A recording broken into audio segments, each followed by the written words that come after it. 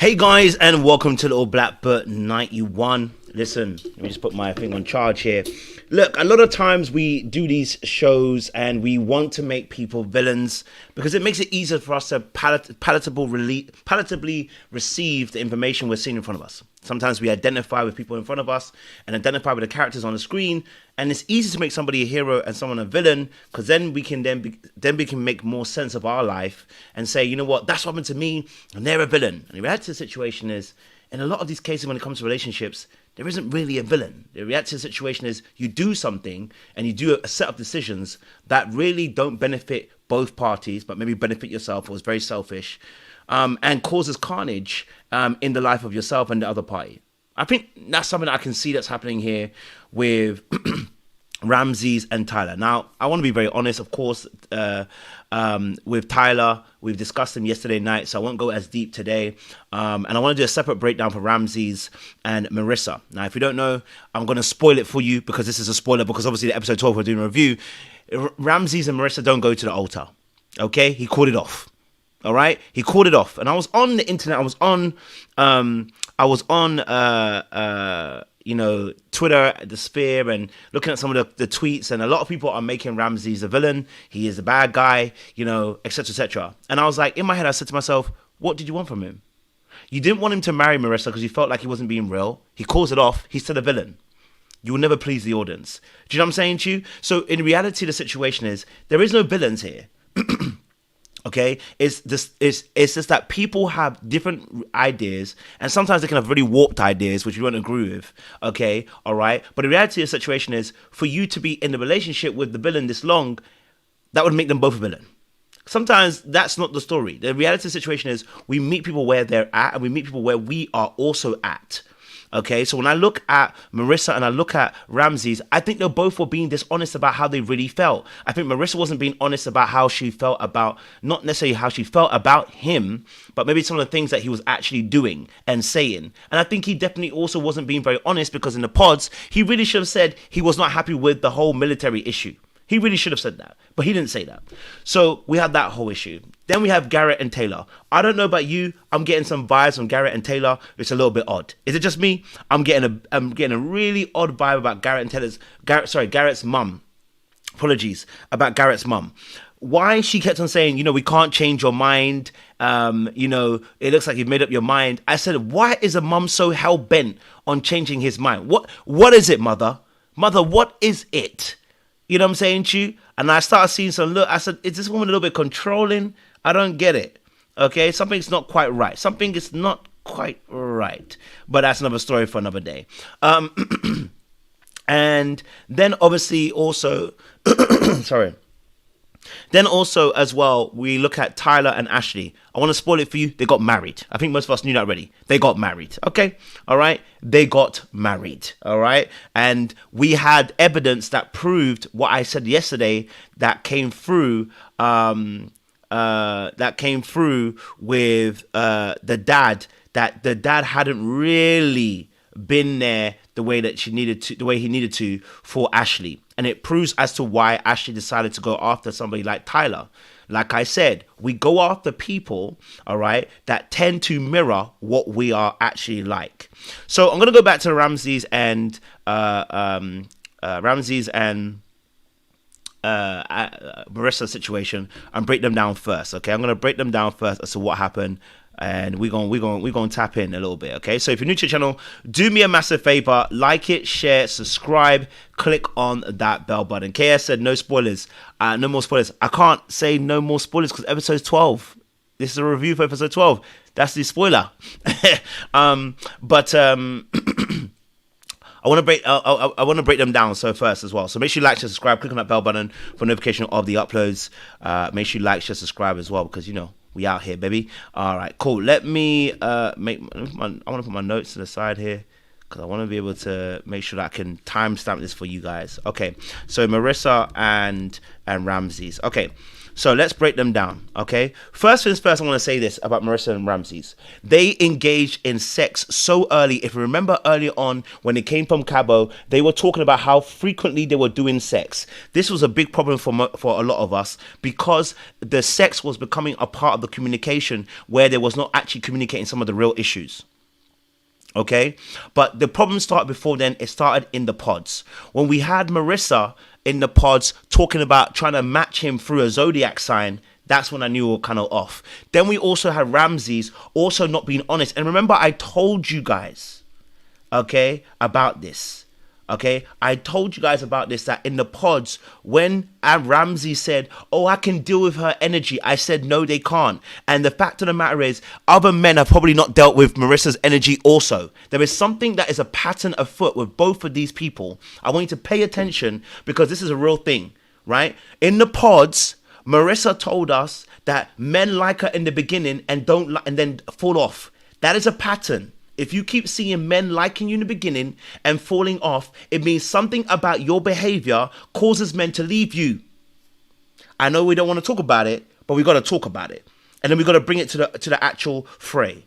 Okay? All right? So she said that in the pod. Then we got to look at Ramses, right? Him with his feminism and all that kind of stuff, and talking about how, he's all here for the women. And remember, he addressed the fact that about toxic masculinity. And I told you guys about this. Whenever men start talking about that kind of aspect, I kind of knew that it wasn't really being all the way authentic. And I said it in my review about, well, is he saying about toxic masculinity? But what masculinity is he holding on to?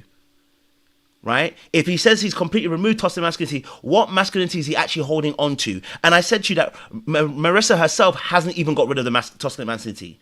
The men that she likes are men that actually feed into the toxic masculinity. So what really are we actually doing here? So when I looked at them at the very beginning of the pods, I said it for you guys at the very beginning. Go back to my very first review. When we saw them in the pods, I said, I don't like the way this is going.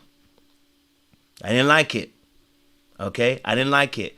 And I said it that Ramses is not being all the way honest about the fact that he wants to deal with her energy. He doesn't want to deal with her energy. No man does. This is a reality situation. Nobody really wants to. Look, if you are acting the same way your mum does, nobody wants to be that. I just want to be real with you. I don't want to lie and cape on it, right? And the same thing also, I know she wanted acceptance, and I know she wanted acceptance. I think she needs to do some healing. I think there's some certain behaviors that you actually do that you think people should just accept, but it actually causes carnage in your relationship. And because of that, I think of that, and potentially, and again, if we are believing that she's a more fearful avoidant, that hot and cold behavior, yeah.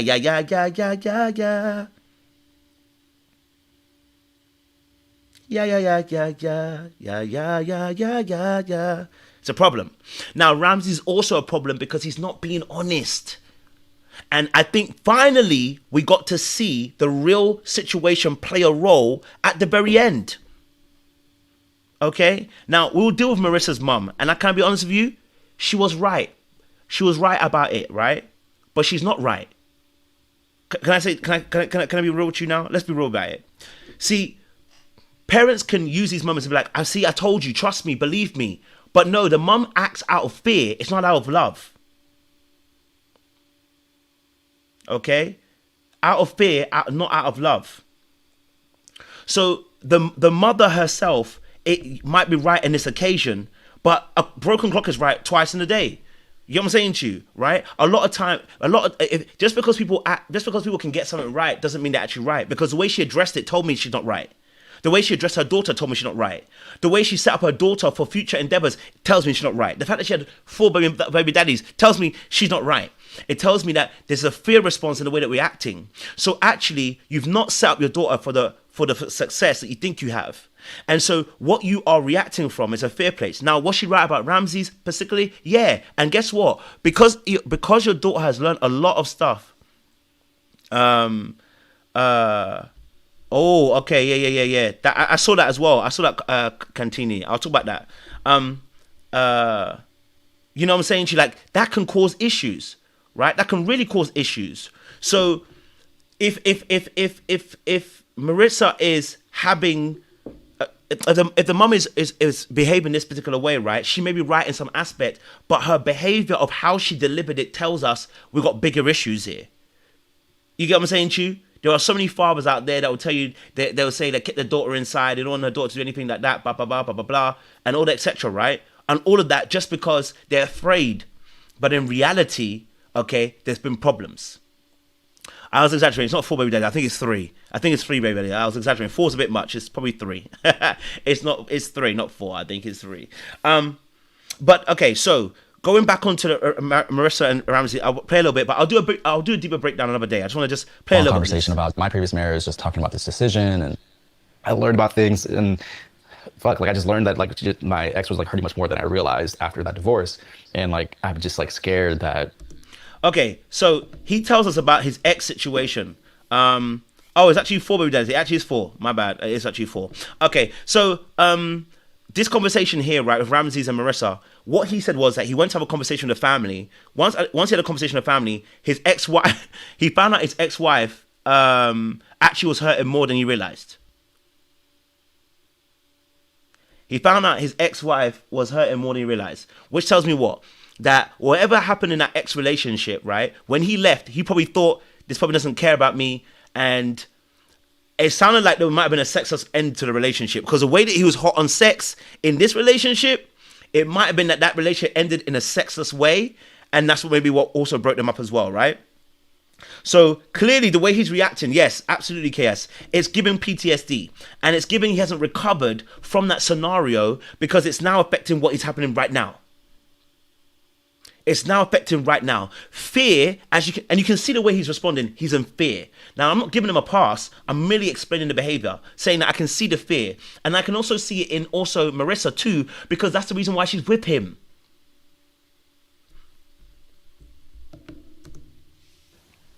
That something may happen, like where like I end up hurting you. Like I don't, it's, I know it's a risk, I know, but like it's killing me. We just had a conversation in the jacuzzi about how we do have this beautiful thing.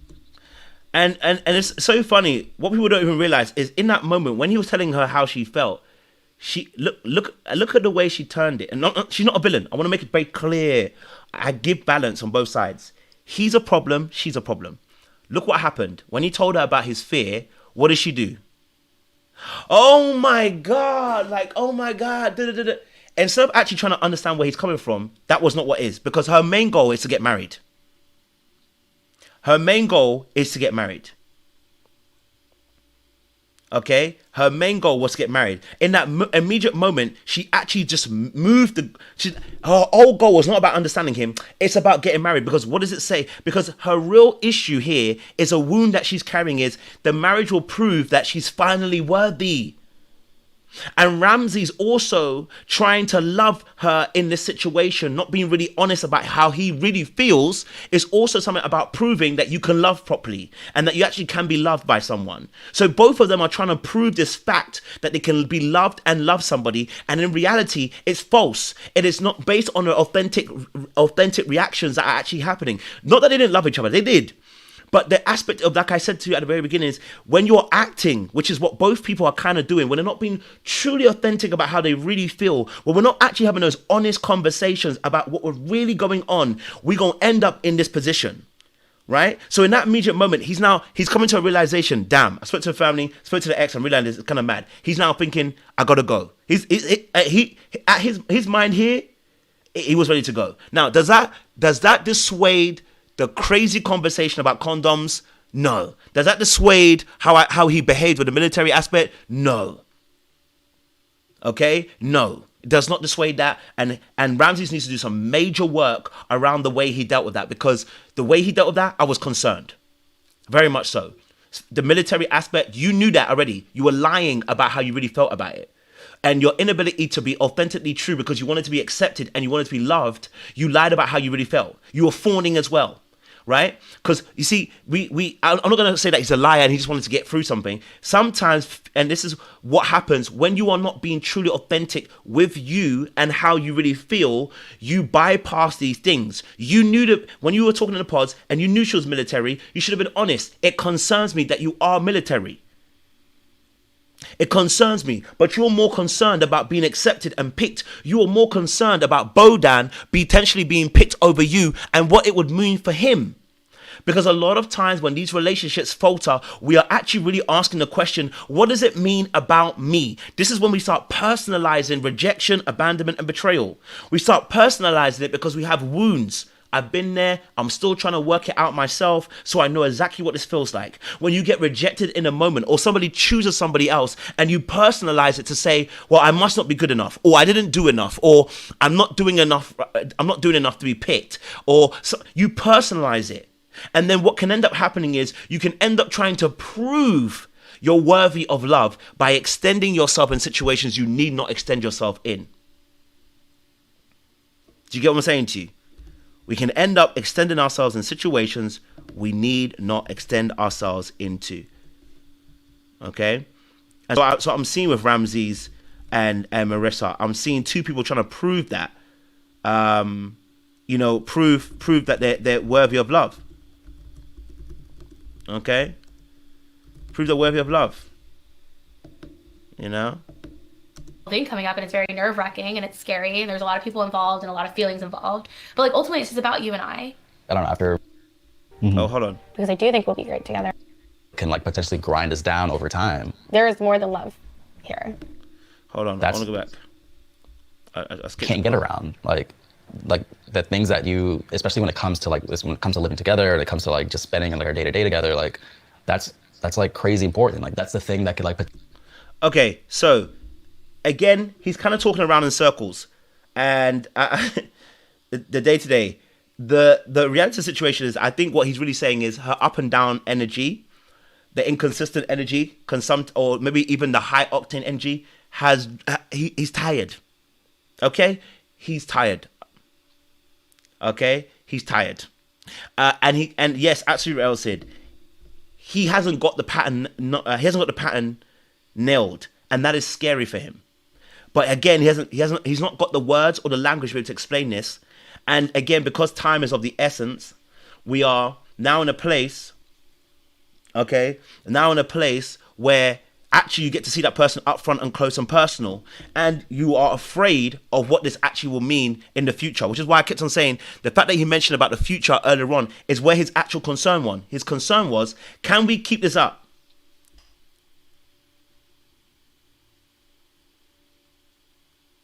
Can we keep this up? Can we keep this up? Now, that was his, and this is where they need to have more of a conversation and more talks that are going to be scary. There's a need for more of it, because really and truly, he has to be honest. I'm afraid that your pattern, the patterns of behavior, I can't lie to you. It makes me feel rejected. It makes me feel like you're going to abandon me. It makes me feel scared, because that's the real truth. And I don't know if I can actually handle it. That's why he's now talking about her energy now. But in the pods, he was telling us he can handle the energy. And I told you that you're probably not going to handle the energy, because in reality, whenever we start saying, oh, I can handle that, you get to it and you really can't handle it. You really can't handle it. Right? But the reality is, there's a need for really healthy boundaries. Which is why I said the sex conversation was really important. The sex conversation was really important, because there are certain things that you want, that you like, that you need. Okay, let's have a real conversation.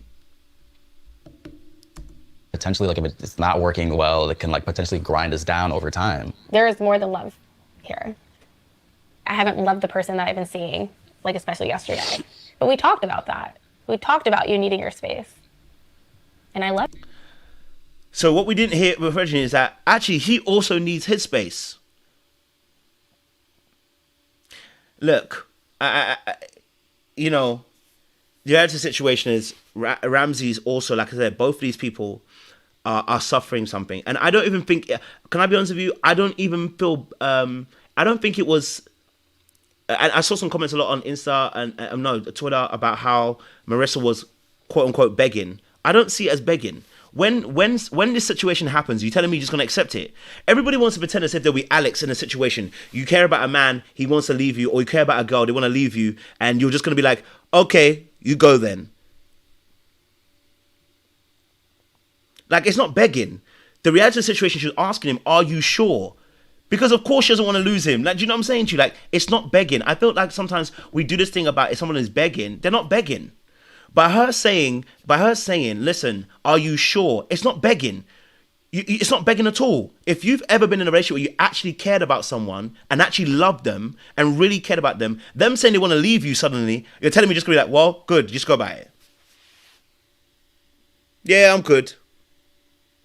Yeah, if you want to leave me, leave me. I'm not. My mum always told me, listen, don't let a man tell you twice they don't want you. That's telling me about you too. That's telling me about you too. Maybe you're a little bit cold. You know, maybe a little bit cold. You know, so I don't see it as begging because it's in the form of the conversation. It's in the form of the conversation, and it's because we already know that Ramsey wanted to be gone. We know that. You know what I'm saying to you? So, but the reality of the situation is in the form of the conversation that we're having. They were talking, they were discussing. You know what I'm saying to you? And I understand why you might have felt some pain there. I understand why you might have been like, you know what? I wanted to see if it would. Someone said it's only a month. No. It's not a month. It's a month to you. It is not a month because if you really deep it, right? If you really deep the situation, right? It's not a month. Because actually, when you spend time in the pods, an hour or two of pure concentrated time, and then you live together, it's not a month. It's a much more longer period of time.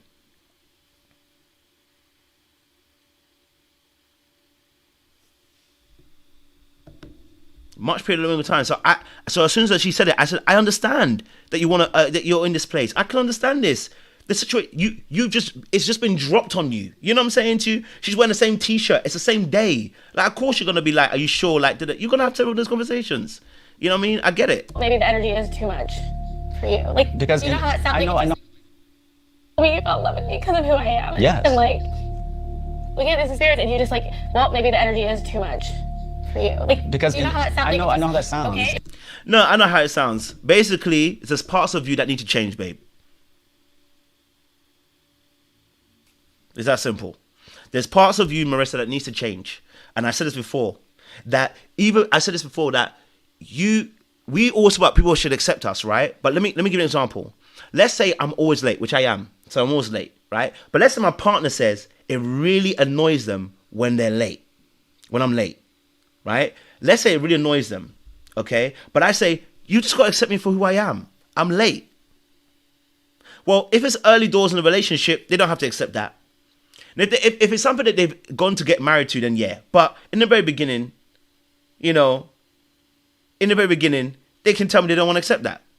Because that's a behavior that they don't agree with. It should change. I should change it.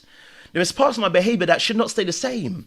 Yes, accept me for who I am. Accept me for the fact that I love to dance. Accept me for the fact that I love to sing. Accept me for the fact that I'm a creator, a creative person. Accept me for those things. But things that are not positive. Okay, things that and of course, not everything is going to change because there are baselines, right? There are some things that need to change.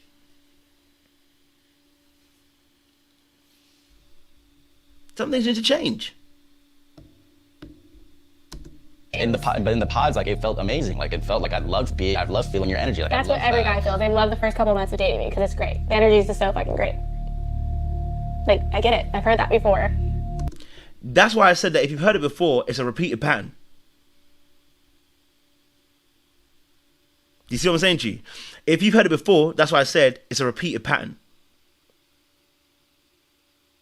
It's a repeated pattern. Do you see what I'm saying to you? That if every guy keeps coming and then leaving, it's because you abandon you. Can I say this now? For anybody who's watching, this is the work that I do with clients a lot of times, right? And we talk about this a lot. And in this situation, abandonment like this, if you keep suffering abandonment, it's because you are abandoning you. There are parts of you that you are not accepting of. And there are parts of you that you're abandoning. Your needs, your wants, you're abandoning. You're people pleasing, you know what I'm saying to you? Probably acting maybe codependent. You are abandoning parts of yourself.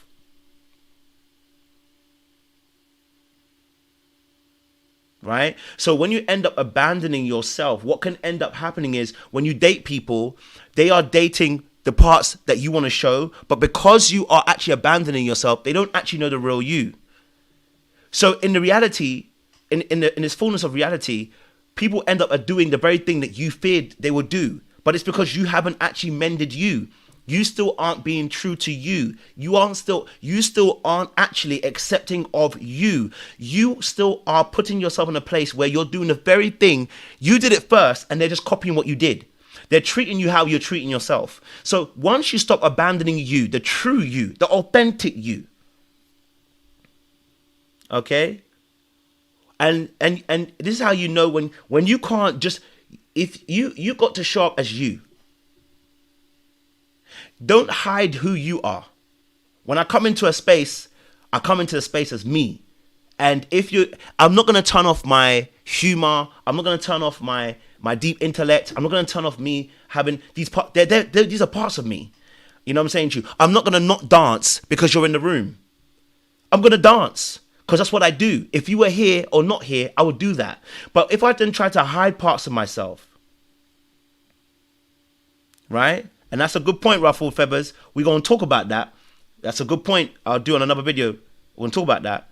Then we have to look at what is it that I'm actually not being authentic with. We know that already with the military conversation, and I watched her interview. She wasn't being honest about it. She felt some type of way about the military conversation, the sex conversation. She felt some way about it, and this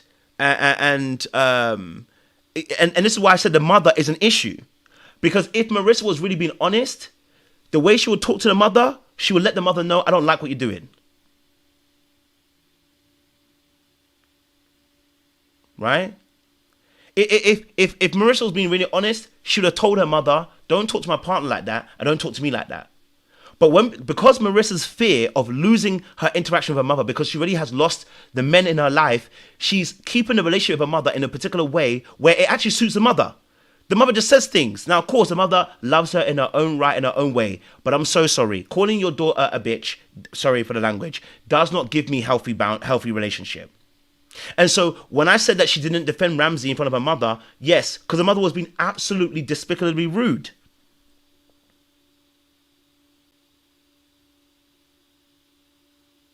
So when she's going to be her authentic self is when she realizes she no longer is going to fear losing somebody. She no longer is going to fear losing somebody. When she stops fearing losing somebody, and that she believes that, listen, whether you stay or whether you go, I'm me, and my value and my validation doesn't come from external. Once she gets there, you'll start realizing that authentic her will start showing up.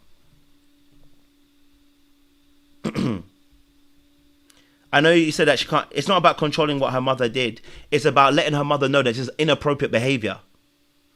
It's to let your mother know this is inappropriate behavior and I will not stand for it, right? And I don't want to be addressed this way, right? And I don't want you to address my partner this way. Simple as. So when you do that, you're actually being authentically you. See, a lot of times we let things go because we're like, no, I don't want to disturb the peace. I don't want to be trouble. I don't want to but really and truly, it's actually a fear response. You're fearing the person leaving you. You're fearing the person losing. That's why you're not being authentically you. And that told me you're not being authentic. But Ramsey's not being authentic. Because Ramsey, and this is what I'm saying to you, two people are acting. They are fawning and acting and not being real because they're afraid. They are afraid. Both Merissa and Ramses. Ramses is afraid, and that's why he never showed his true intent. That's why he was scared of the Bodan situation. He was scared to talk about the militancy, right? He was afraid of she was afraid of she was afraid of he was afraid of the sex situation too, which is crazy as well. Like, and even the way he sometimes addresses certain issues, we can see that he's afraid. You know what I mean? You know, I hear you, Black Dora. Nobody's a villain. That's the whole point. Nobody's a villain. That's the whole point. The whole video is about no one's a villain. No one's a villain. Okay. Okay. There was a point that someone made, which I think was really, really good as well. You know, there's a point also. I will do a deeper dive as well, because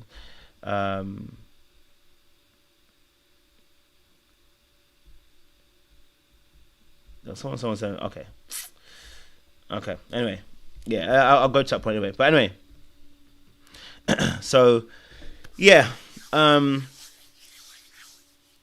that's a big thing as well. Look, I think both parties here can learn something, and I don't believe there's any villain in the story. I think people make mistakes. I think people do things. There is no villain in the story. And so the reason I'm saying that is because I want people to get to a point where when you are in relationships, stop looking for the villain. Stop looking for the villain, because the reality of the situation is it's not going to change your life making them a villain. I want you to get to that place. When I coach clients, is what I try to get them to understand. Stop trying to make people the villain. Because when you do that, you put too much emphasis and focus on them, and then you're not actually focusing on yourself. Where do we need to learn? Where do we need to hold ourselves accountable, yet be compassionate for ourselves? We need to be able to hold that space for ourselves. If we don't do that, we cause ourselves more issues, right? These people were 2 people in the pods not being very honest, and then they come out and they're sexing like rabbits. And so then we got asked a real conversation. That was also going to cloud a lot of the judgment. Sex in itself is not the biggest issue, but we're raw dogging out here, doing all the madness. He's creating madness. She's creating madness. Yeah. You know, a lot of madness. Okay. Yeah. And sex really complicates a lot of things. I can't lie to you. Let's go to Ashley thingy, because I ain't going to talk about Taylor and Garrett. I can't lie to you. I don't. There's not much to say about them. Let them be. You know what I mean? But I think this conversation where I want to be able to go to Ashley and where is it? Ashley and her mum. Because that was a key conversation that was had in that section as well. I think it was around about here. Where she was standing. Where is it? Okay. I want to find out where it was. We have a great relationship now, but my mom did the heavy lifting. No, I was surprised you even said that. Yeah, he met Tyler. He cried. Oh. So he likes him for you. Yeah. Okay, so we're going to talk about obviously Ashley and Tyler's situation, right? I think there's something to be had about this. Okay. Woo. Okay. So the Tyler situation with Ashley is quite interesting, because I think we finally got an answer about where the issue comes from, why she would be okay pushing forward with someone like Tyler after he released the information he released. Okay? All right? The reality of the situation, okay, is that Tyler actually carries some of the traits that her daddy does. Okay? And it has. Yep. Yes, it has. And I'm nervous, y'all. Don't ask something else. You each mean a lot to me. Okay, I want to get the clip, and I can't remember exactly where it was, to be honest. It was somewhere around about this point where she starts talking about her dad, and she discusses the fact that, in the situation, her dad wasn't necessarily the best. That her dad necessarily was pretty much, he mistreated the mum. Right? He mistreated the mum. And so now we see that, and also she says she's forgiven him and loving the best parts of him. And I said, forgiving doesn't actually always bring the full healing. Let me just say what I'm saying. Okay, let me say it correctly for you guys. I don't want to mistreat it. I can forgive, but have I put the work in to get a different output? Because sometimes when we forgive, we ain't forgotten. Okay? When we forgive, we haven't necessarily forgotten. Let me play a little bit more clear. And we're happy to be here for your happiness. We all knew that this day was going to come. Yeah. Hold on, let me get the clip. Tyler, Yes. I don't think there's enough words for how you look. You look so beautiful. Thank you. And that I could trust. As much as I love Pop, I learned just from watching the things I want and the things I didn't want. They're great. Now let's pause it. Okay? Let's pause it. Okay? Let's pause it. Remember I told you this yesterday, that sometimes you may want to, okay? You may want to do something different. But if you haven't changed the input, you're still going to get the same output. Okay? I told you this yesterday, that it doesn't matter whether you want it bad enough or not. Okay? Bar the fact that God is involved in the situation, you're probably going to run into the same man or same woman. And And the reason being is because what needs to be inputted is what's going to cause the output. Not just, I don't want to do the same thing that I saw my parents do, because you can only do what you've been trained to do. I was sure of and that I could trust. As much as I love Pop, you know, I learned just from watching the things I want and the things I didn't want. There were great things, like the longevity you guys had that no one can take from you that I want, you know? So, like she said, she's learned something, right? The longevity, which is why the ride or die energy comes in, right? And this is why I said to you that I had to do a lot of work myself this year, and I'm doing more work still, and I'm going to continue doing the work, because in reality the situation is, it doesn't matter how many times I keep saying I don't want to be like my parents, or see this thing, or I want to change things, I want to be different for them, I want to learn this. If I don't have a different input, I'm going to have the same output. And as you heard her say, like, you know, she watched Papi, mum, and the longevity of their relationship was good. But what part of the longevity is good, right? And what parts did you pick up? What did you see? What did you witness? What judgments have you made? Oh, but I want someone that I can enjoy, and that's my friend and my partner, and that doesn't leave me doing things alone. Exactly. It was Pop's death that led me to building my relationship with my father. So I think that's even grandma. Sorry, she's even talking about grandma. Damn. Is she talking about, I just realized, no, wait, guys, my bad. She keeps saying Pops. Pops is granddaddy. Am I got it right? I think I had it wrong. Pops is granddaddy. So Pops is dealing with grandma and the longevity that he had, but she saw some things.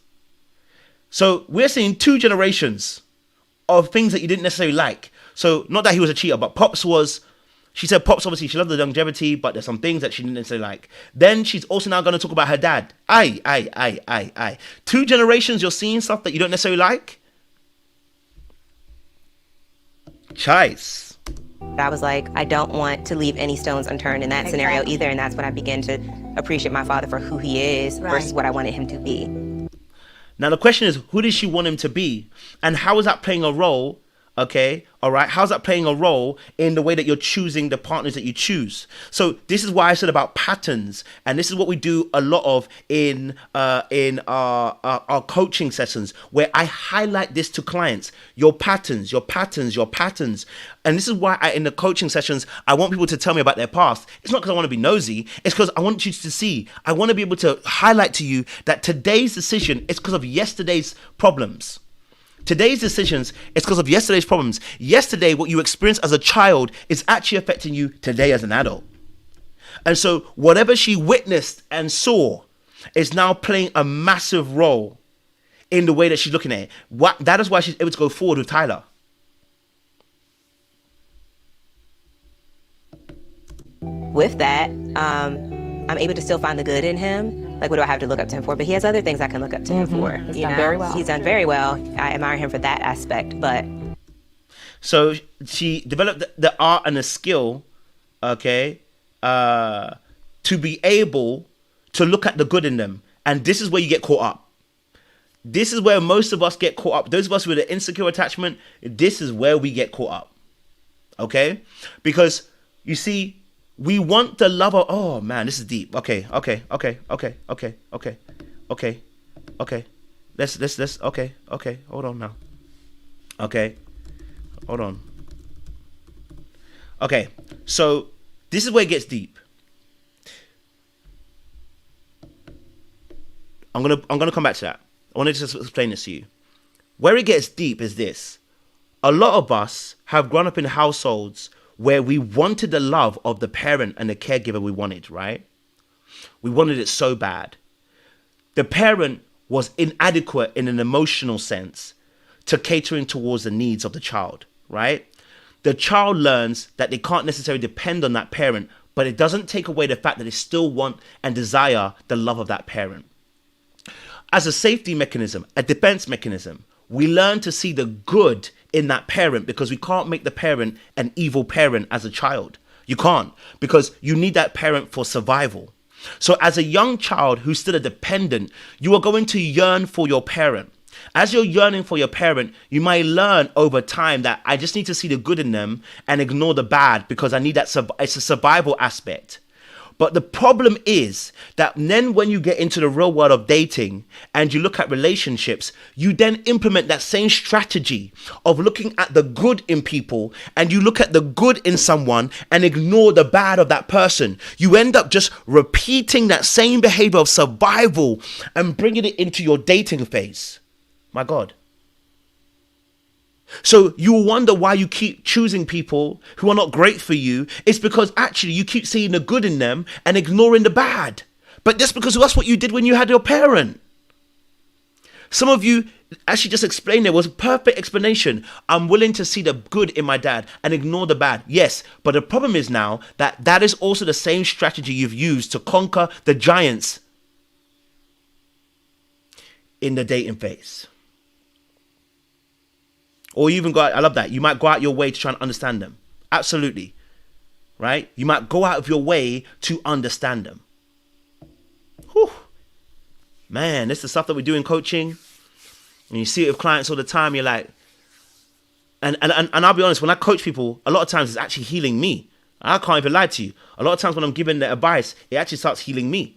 And so you'll realize that in those relationships that you're actually building with people, you must begin to discern, because actually, am I just seeing the good in you, or am I actually seeing the whole of you? Am I really seeing all of you? If I take you into a full equation, am I seeing all of you? And then you realize you're not showing up authentically either. Because in order to accept them for where they are, you also have to deny parts of who you are. You have to deny the wants and the needs that you actually have in order, because, and a lot of times we don't even realize we're doing it because we don't even know. We don't even know that we can ask for our wants and our needs, because we're repeating the same pattern we have with our parents where we didn't get our needs and our wants met. So when we don't even want to ask our future partners for some of those wants and needs, we're willing to accept that they don't meet all our wants and needs, or the most important aspects of our wants and needs. In fact, your needs should always be met. When I say needs, when I say always met, what I really mean by that is you should never deny your needs. Your wants are things that you build upon your needs. It's a cherry on top of the cake. Your needs are what are going to make the relationship satisfactory and to make it happy and to make it loving. So you can't play with your needs. Your wants, they can be extra. But your needs, you can't play with that. That's quintessential to the relationship. And many of us will abandon ourselves. You see why I said that people are going to abandon you? You see why I said that actually choosing Tyler is actually a part of self-abandonment? If a big point, if he hasn't changed, okay? I'm going to put that if there, because maybe he changed. You know what I'm saying to you? I don't want to cancel nobody yet. But if he hasn't changed, hence why she may choose someone like Taylor and be accepting of his behavior, because actually, hold on a minute now, I've learned to accept my dad.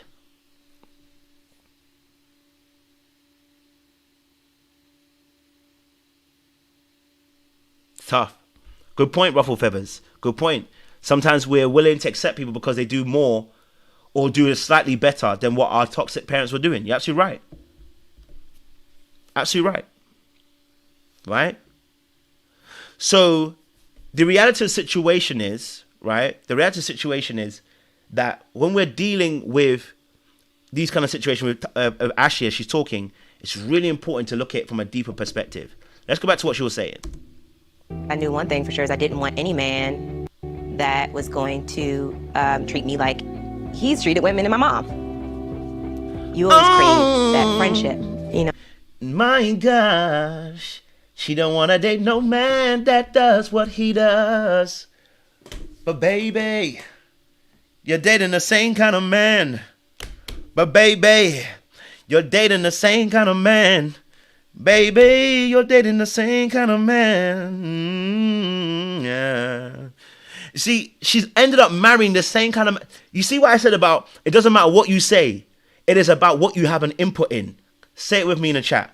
It's not about what you say. It's about what you input to bring the change that you're looking for. See, in that same place, she just told us she don't want to date a man that would be treating women the way she does. But Abi, he has a history. He has a history. And the reality of the situation is, okay, the reality, I love that. Thank you, Taylor. It's all about the input. That's a better way of saying it. It's all about the input. Type in the chat for me. It's all about the input. Because the reality of the situation is, it is all about the input. Because she literally just told us she don't want to date somebody that like her pops. but she's dating someone that's like a pops. Hold on. That was going to treat me like he's treated women and my mom. You always craved that friendship. You know what I mean? Mm-hmm. We're human. We all make mistakes. And this is why I have so much empathy for people, because I know now that we're not trying to choose bad people. We're not trying. Nobody wants to choose bad partners. You know what I'm saying to you? Man or woman, nobody wants to choose bad partners. But the reality of the situation is we're willing to choose bad partners because we haven't done the work. And sometimes we don't even know we need to do the work. Sometimes we think we're okay because we're not cussing people out, or we're not exploding on people or bleeding on them. So yeah, I'm not the bad person. But we don't realize, actually, if we keep seeing a pattern, I do need to be accountable.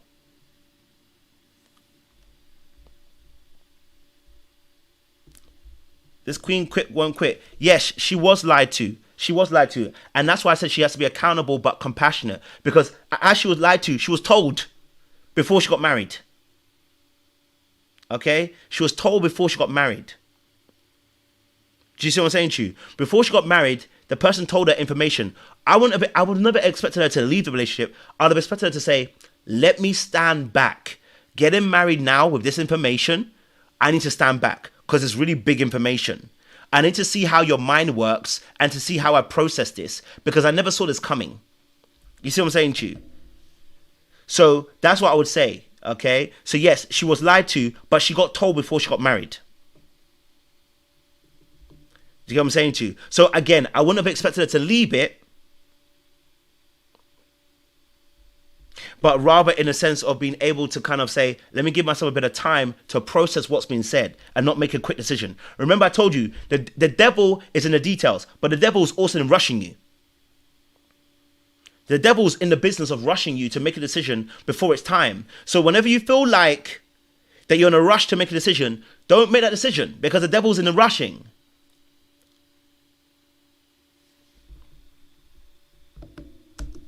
Instead of being angry and holding on to past feelings, you chose to heal and you chose to forgive. Look how healed you are. Look where your journey has taken you.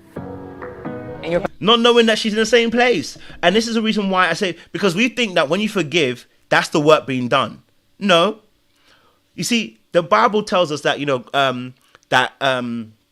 we have forgiveness from the Lord, right? We have forgiveness from the Lord. But the reality of the situation is we still have to go on a journey of being conformed to the image of the Son. We have to go on a journey like we do to become more conformed to the image of Jesus, because we still have those remnants of those old things that we try to do. The flesh is still talking. And so when you forgiving someone it's not the finish of the healing, right? Me forgiving my dad or forgiving my mom or forgiving my siblings or forgiving myself or forgiving other people actually is not the end. Okay, it is not the end. It is actually the beginning of the journey. And so there is a now need to have different input. But again, I have compassion for Ashley, because many of us have been told that forgiving people means that we've now let things go and it's suddenly done. But it's not that. Forgiveness is a journey. Forgiveness is a journey which needs input in order to change certain things.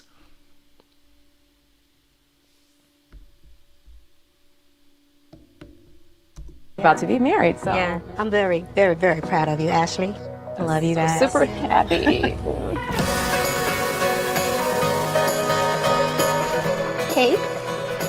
Now, this conversation here, I don't know about you guys, but watching Tyler with his mother, I can see this. I can see the distance between the two of them. Okay, I can see I can see the distance between the two of them. I really can. I can see it. Right? You're fine. It's just a lot. I know. But I've only heard you say like amazing stuff about her. You know? I don't think it's just, I think it's normal. Okay, so Tyler's conversation with his mum, we found out that the dad didn't come or whatever, or whatever, right? Situation, okay? And then obviously we have this situation here where, you know, the situation with his mother, right? I don't think Tyler is necessarily a bad person. I don't feel like that, right? I don't think he's a bad person. What I do see is brokenness. And I see how destructive men become with that brokenness. Which is why it's even more emphasis on men needing to heal, because you have the ability to be very destructive. Right? When men don't do their healing, they go to penetrate in ways that they should not be penetrating. What I mean by that is the way they operate and they come into situations. Right? So I see a person who is doing the wrong things. Okay? And in that space, when you don't do that healing work, what's leading you is fear. Okay? Your inability to make changes to what you've experienced and the inputs that you've had. And now you're leading from a place of fear. And you're going into these relationships where you are breaking other people's heart because your heart's broken. You're not taking care of people's hearts because your heart wasn't taken care of. You'd end up becoming the devil that you're trying to defeat. And that's why the devil comes to steal, kill, and destroy. He doesn't need to be everywhere. The Bible never tells us that the devil is omnipresent. He doesn't need to be. Because if me and you are operating in our flesh, we end up becoming those devils anyway. You know what I'm saying to you? Right? You end up becoming those things anyway. Okay? And so in this space, what I'm seeing with Tyler is this inability to heal. Whatever therapy he did, he needs coaching. Right? And this is another thing, you know, I've always said to you guys that you need therapy. You need to find the right therapist. Okay? You need to find the right therapist. If you're going into therapy, can I be honest with you? I think some therapists, no offense to them,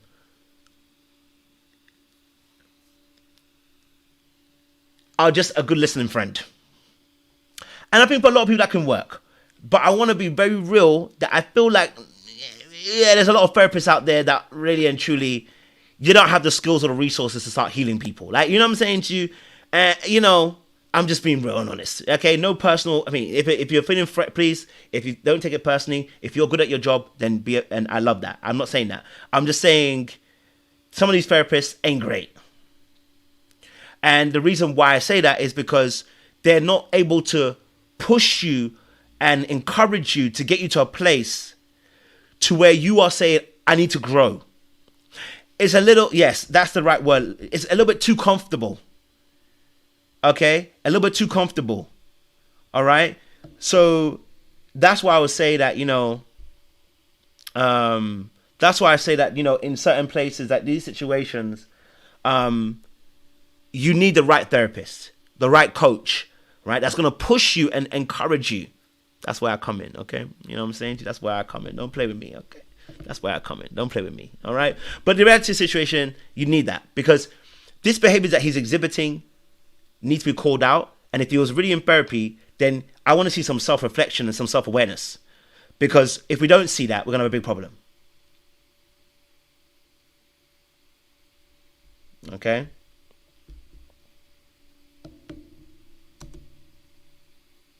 Well, it's just normal Yeah. gibbers, and I've asked you how many times already. You sure? You sure? You sure? You sure? And you're definitely sure, right? I think the brother just wants to be loved. He does want to be loved. But the problem is, he's not understanding that he must come to a healing place first. Because the love he's going to give is going to be tainted. And it's also, I think Tyler's a person that, you know, you can love him, and then he gets cut, gets hurt, kill switch comes on. Goes instantly cold, and then becomes very callous with his behavior. He doesn't care about you, doesn't care about what he's going to do. Right? And, you know, with people that can be very dismissive as well, they can have a propensity for sex.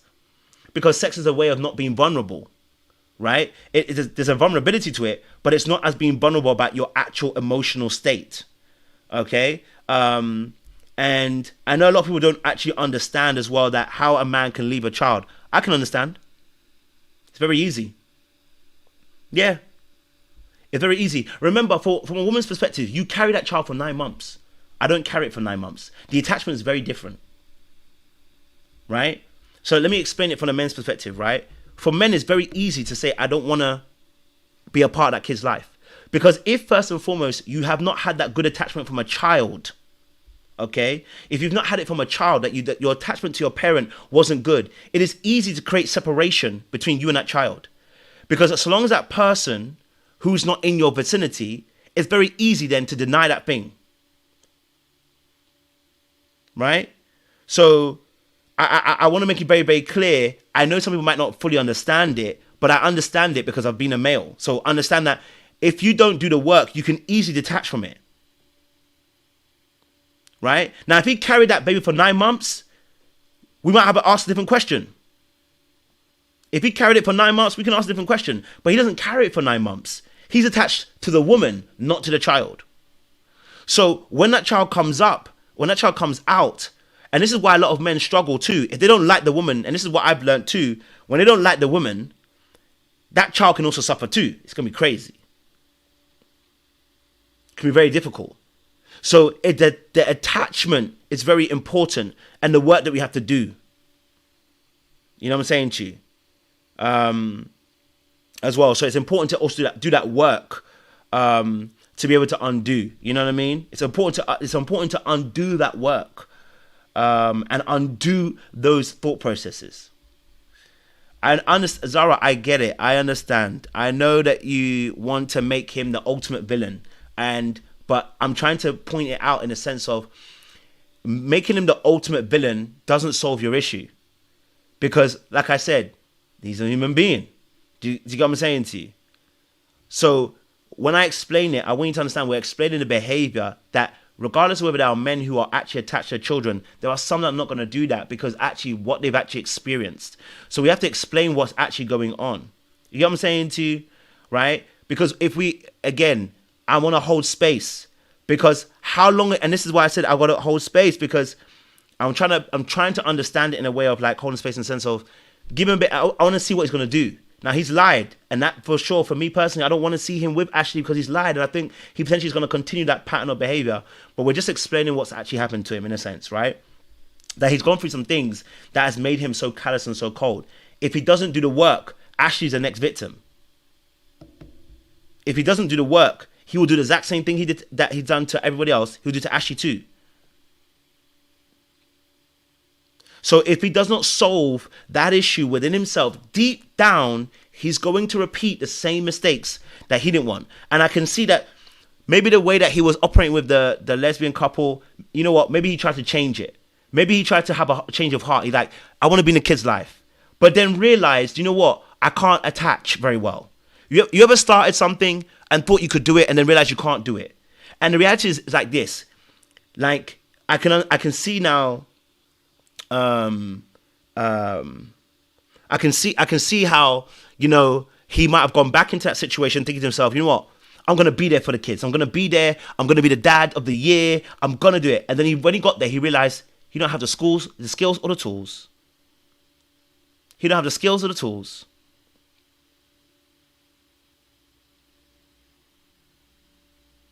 You don't have the skills or the tools. Right? Someone said men are natural protectors and providers. They are. But the reality of the situation is when you've been unprotected yourself, you can go one of two ways. You can be very overprotective or you can be underprotective at all. And because of you're not dealt with your actual pain, again, we're not giving him up. I want to make it very clear. We are not saying he gets to do whatever he wants. I want to make it very, very clear so we don't misunderstand. It is not about saying he can do whatever he wants. It's not about saying, oh, he shouldn't be held accountable. No, he needs to be held accountable. What I'm explaining is how we get here.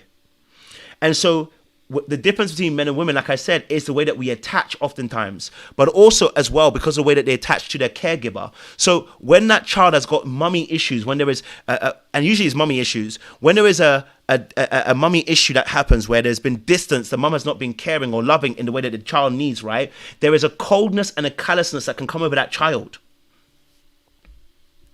There's a selfishness that can come over that child. And in that selfishness, they only care, they may want to care, but their first thought and process is themselves. You know what I mean?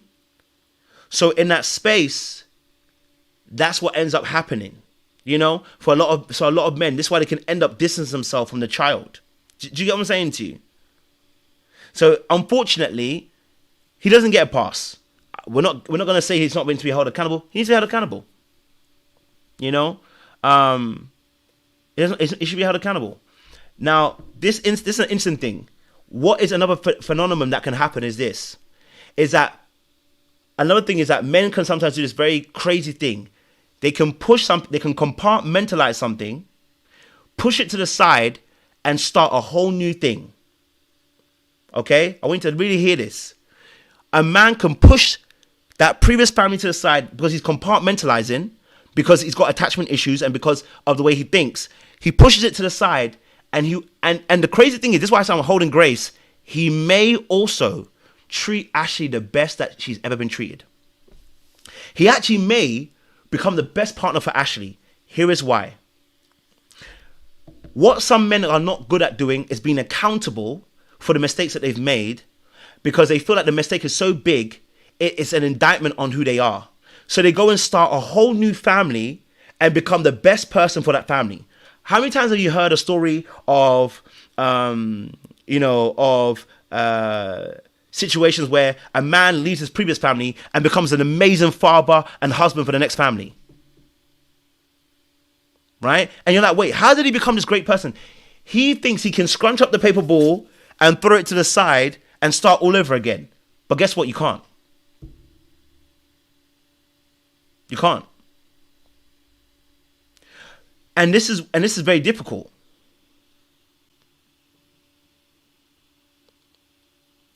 Right? It's very, very difficult. That man, in his mind, he's like, you know what? I made all those mistakes. I can't correct those mistakes. I can't change what's going to happen there. I'm going to be hated. I'm going to be disliked. But the reality is, that's how you feel about you. Right? That's how you feel about you. And you don't want them to confirm what you feel about you already. So you go and start a whole brand new thing, brand new piece of paper, and you start again, and you start drawing. And you take everything you've probably should have learned and really helped in that relationship, and you go to a new one and you become this best person. Sad reality, but it's part of the craziness that sometimes happens.